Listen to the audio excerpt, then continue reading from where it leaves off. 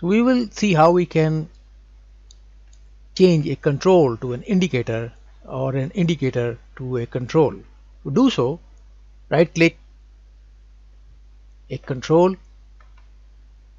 and then select change to indicator, and the control will change into an indicator.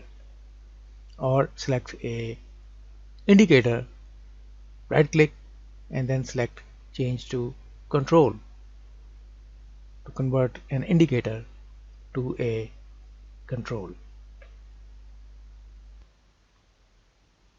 You can do the same thing from block diagram also.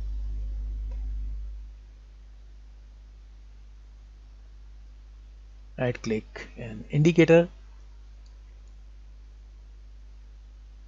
This is an indicator. It was a control, we changed it to indicator, and we can change it to control. And this is a control which we change to indicator from front panel. You can right click it and you can change it to indicator.